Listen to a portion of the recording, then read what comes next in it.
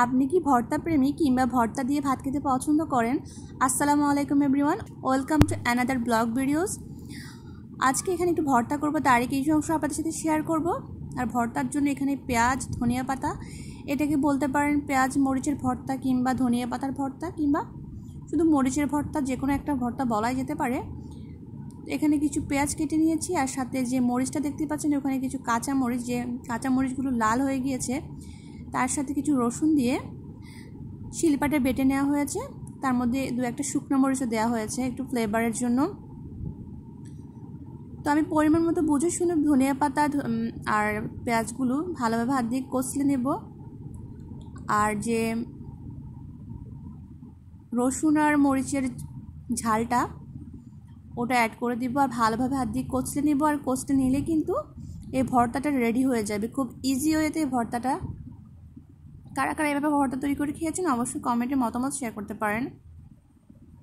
ভর্তা কিন্তু আমার রেডি হয়ে গিয়েছে। তো আমার হাতের কাছে সরিষার তেল একেবারেই ছিল না, মানে বাসায় সরিষার তেল একেবারেই শেষ হয়ে গিয়েছে, তাই আর সরিষার তেল অ্যাড করতে পারিনি। ভর্তা তো রেডি হয়ে গেছে, চলুন ভর্তাটা কী দিয়ে খাবো সেটাই শেয়ার করছি আপনাদের সাথে।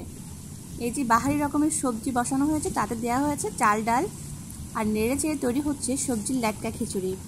কারা কারা এই খিচুড়ি পছন্দ করেন খেতে অবশ্যই কমেন্টে মতামত শেয়ার করতে পারেন। আর এখানে কি কি সবজি দেওয়া হয়েছে, শীতকালীন সব সবজি, সিম, আলু, ফুলকপি, গাজর, টমেটো, মিষ্টি কুমড়া। এভাবে কারা কারা সবজির ল্যাটকা খিচুড়ি খেয়েছেন অবশ্যই কমেন্টে মতামত শেয়ার করতে পারেন। ভালোভাবে নেড়ে চেড়ে কষিয়ে একেবারে টকবকে পানি দিয়ে দেওয়া হবে,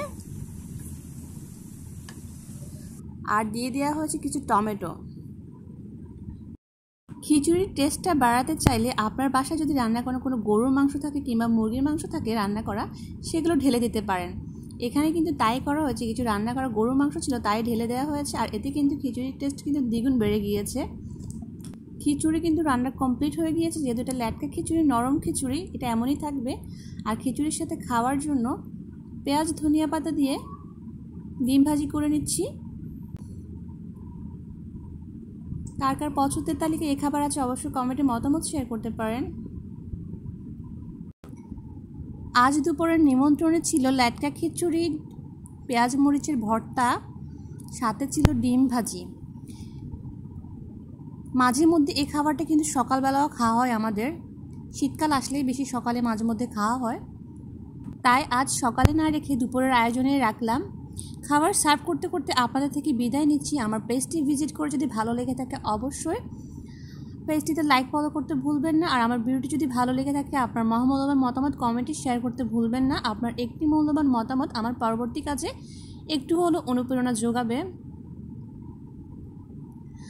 আজকে এই পর্যন্তই, কথা হবে পরবর্তী কোনো ভিডিওতে। সে পর্যন্ত সবাই ভালো থাকবেন, সুস্থ থাকবেন। আল্লাহ হাফেজ।